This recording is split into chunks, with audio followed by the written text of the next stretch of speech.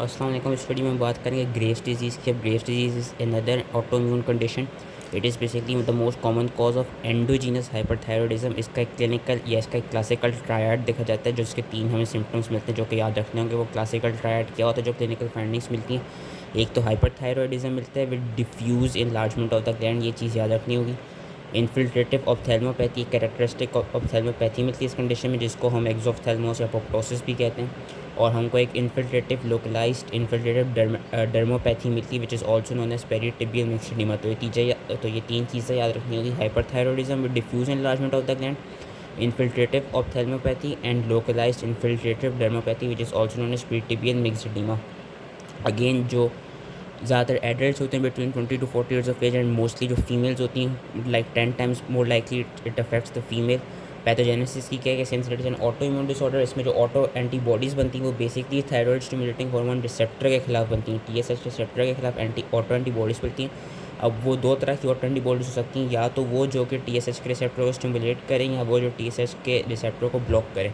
90% of the times क्या होता है कि जो TSH रिसेप्टर को स्टिमुलेट करती हैं वही वाली ऑटो एंटीबॉडीज़ बनती हैं, जिनको हम नाम देते हैं थायराइड स्टिमुलेटिंग इम्यूनोग्लोबुलिन्स के। 90% ऑफ द टाइम यही बनती हैं, एंड इनका काम क्या होता है कि they bind to the TSH receptor and they mimic the action of TSH, and as a result they stimulate the adenyl cyclase and increase the release of thyroid hormones.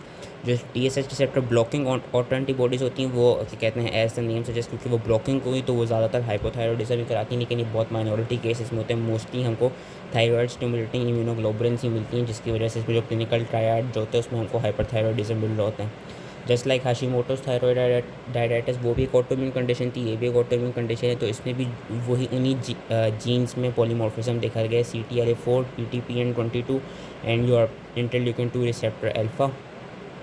जो इन्फिल्ट्रेटिव ऑप्थेल्मोपैथी उसकी थोड़ी बहुत हमने पैथोजेनेसिस ये बताई हुई कि it occurs due to the activation of CD4 helper T cells which secrete the cytokines and they stimulate the fibroblast proliferation and synthesis of extracellular matrix proteins like your glycosaminoglycans, leading to progressive infiltration of the retroorbital space on ophthalmopathy की। Basically एक्सोथैल्मोस इसलिए होता है कि जो रेट्रोऑर्बिटल space होती है, यानी below the orbit या बिलो द आई जो जगह होती है वहाँ पे due to increased accumulation of different contents, उसकी वजह से होता है कि जो आई बॉल होती है वो आगे से बल्ज आउट हो जाती है विच लीड्स टू एक्सोथैल्मोस। वो इन्हीं कंडीशंस की वजह से हो रहा होता है कि exophthalmos is caused by an increase in the volume of the retro orbital connective tissues and also your extra ocular muscles. Charge में जो रीजनिंग है वो ये है कि एक तो mark infiltration of the connective tissue by mononuclear cells predominantly T cells, जो कि भी हमने पढ़ लिया कि T cells जो CD4 हेल्पर T cells थे वो वाले। Inflammation, oedema and swelling of extra ocular muscles. और ये चीज़ मैंने जब हम थायराइड आई डिजीज़ पढ़े थे आई की वीडियोस में, उसमें भी मैंने ये चीज़ें बताई थी। Accumulation of extra cellular matrix components, जिसमें हमारे पास हाइड्रोफिलिक ग्लाइकोसामाइनोग्लाइकेंस आ जाता है, हाइलुरोनिक एसिड आ जाता है, कॉन्वर्टेंट सल्फेट आ जाता है। ये जो एक्स्ट्रा सेलुलर मैट्रिक्स के कंपोनेंट्स होते हैं काफ़ी इंक्रीज हुए होते हैं, and also due to increase number of adipocytes, fatty infiltration भी हो रही होती है, जिसकी वजह से जो रेट्रो ऑर्बिटल स्पेस है वहाँ के जो कॉन्टेंट्स हैं वो बढ़ जाते हैं। As a result it leads to एक्सोफ्थेल्मोस।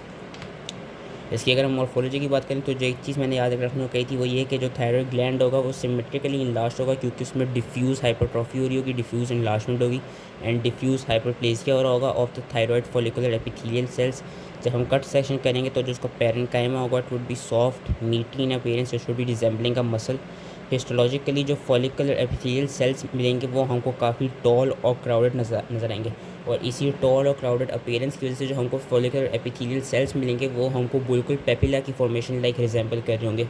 कि this crowding it often results in the formation of small papilla that project into the follicular lumen, क्योंकि जो एपिथेलियल सेल्स हैं इतने बड़े हो गए, इतने इनलार्ज्ड हो गए और इतने क्राउडेड हो गए कि they are resembling a papilla which is projecting into the follicular lumen and encroaching on the colloid sometimes filling the follicles.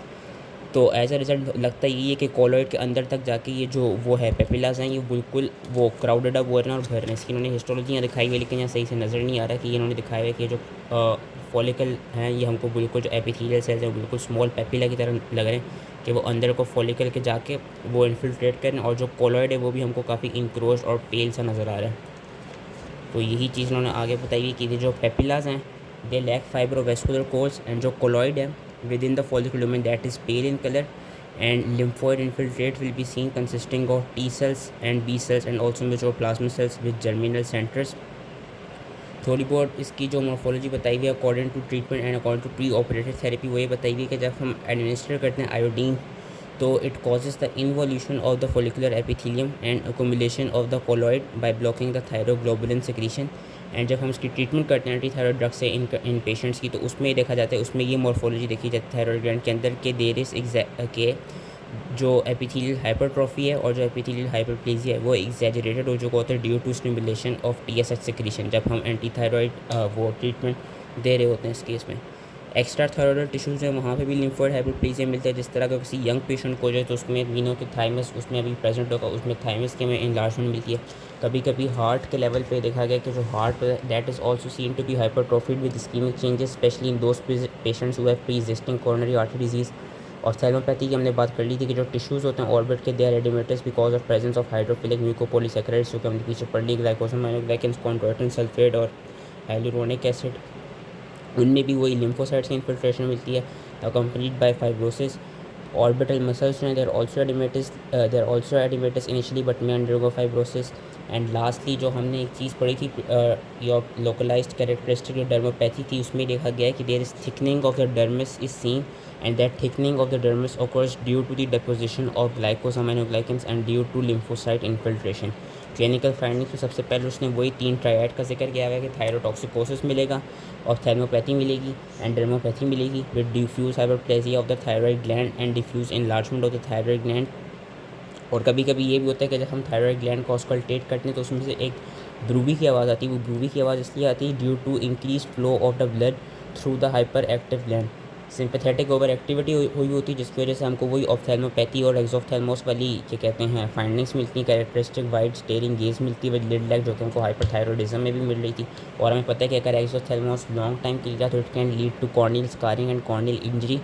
जो प्री टिबियल मिक्सडीमा उसको उन्होंने यही बताया हुआ है कि इसको प्री टिबियल मिक्सडीमा इसलिए कहते हैं क्योंकि यूजली जो स्किन होती है विच इज़ ओवरलाइंग द शिन्स के लेवल पे विनो के टिबिया की बोन होती है, वहाँ पे क्या होता है, वहाँ पे जो स्किन हो चुकी होती है वो काफ़ी स्केली और थिकन्ड हो चुकी होती है with induration and that occurs due to the क्या कहते हैं due to accumulation of your hydrophilic glycosaminoglycans and also due to lymphocyte infiltration. तो ये कि प्री टिबियल मिक्सडीमा की कंडीशन मिलती है। ग्रेव्स डिजीज़ हमें पता है ऑटोइम्यून कंडीशन है, so it also predisposes a risk for other autoimmune diseases. Hyperthyroidism इसमें थायरोटॉक्सिकोसिस वगैरह होता है तो इसमें हमको एलिवेटेड T4 एंड T3 के लेवल्स मिलते हैं विद डिप्रेस TSH लेवल्स। अगर हम रेडियो एक्टिव आयोडीन के स्कैन्स को शो करें या रेडियो एक्टिव आयोडीन को देखें तो it will show a डिफ्यूजली increase Uptake of the iodine in the thyroid gland, जो कि मैंने हाइपरथायरॉयडिज्म के बाद जब कर रहे थे आई बिलीव उस वक्त मैंने बताई थी कि ग्रेव्स डिजीज़ में उनको क्या मिलेगा, डिफ्यूजली इंक्रीज अपटेक मिलेगा रेडियो एक्टिव आयोडीन का। फिर उन्होंने इसकी ट्रीटमेंट बताई हुई, ट्रीटमेंट वही है कि बीटा ब्लॉकर से हम ट्रीट कर सकते हैं। जो हमारे पास एंटी थायरॉयड ड्रग्स है लाइक प्रोपाइल थायरोसिन उनकी एडमिनिस्ट्रेशन करा सकते हैं, रेडियो आयोडीन एब्लेशन करा सकते हैं। And in very rare cases या इन दोज केसेस जहाँ पे क्या कहते हैं जो थायरॉयड ग्लैंड है उसकी इतनी इन्लार्जमेंट हो गई कि वो आसपास के स्ट्रक्चर्स को कंप्रेस कर रहे हो, लाइक ट्रेकिया को कंप्रेस कर रहे हो, तो उन कंडीशंस में हम सर्जरी को जाते हैं या कभी कभी हम थायरॉयडेक्टमी की जो वो है थायरॉयडेक्टमी को फिर कंसिडर करते हैं। So that was all related to Graves disease. I hope ये समझ में आ गया हूँ। Thank you.